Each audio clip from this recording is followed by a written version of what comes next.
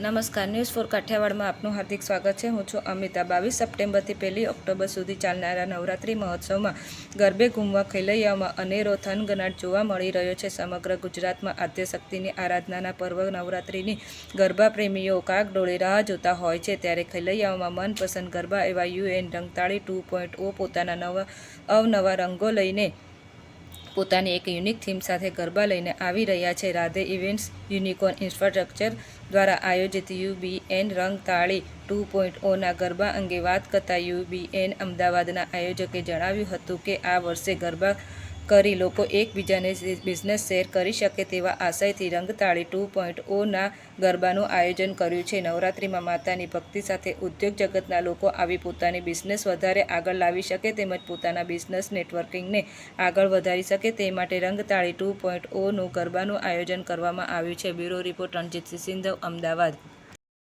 જી, મારું નામ ઉન્નત શાહ છે અને અમે અહીંયા યુનિવર્સલ બિઝનેસ નેટવર્ક કોમ્યુનિટી જે બિઝનેસ નેટવર્ક કોમ્યુનિટી છે રન કરી રહ્યા છે એના અમદાવાદમાં મેમ્બર છીએ।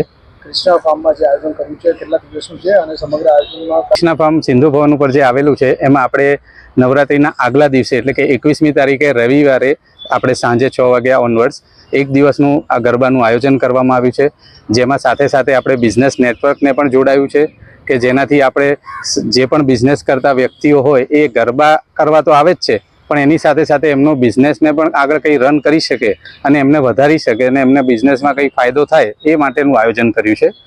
મીટઅપ ડેસ્ક પણ રાખી છે જ્યાં આવી શકે લોકો અને મળી શકે એકબીજાને, એવી રીતના આયોજન કરવામાં આવ્યું છે। થીમ આપણે ગરબાની જ થીમ છે, જે પણ આપણે જે ગરબામાં જે લોકો કોસ્ચ્યુમ્સ હોય છે એ જ આપણે રાખ્યા છે, એમાં કોઈ અલગથી થીમ નથી રાખવામાં આવી પણ બધા પબ્લિકને આવકારીએ છીએ આપણે।